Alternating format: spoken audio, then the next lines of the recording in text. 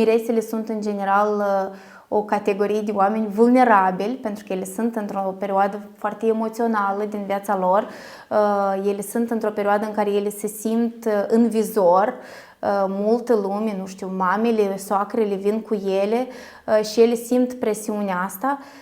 Și am văzut foarte mari diferențe culturale între miresele din nord și miresele din alte țări, în special din estul Europei, chiar și din sudul Europei. Și eu mi-am dat seama că vreau să fiu ca nord.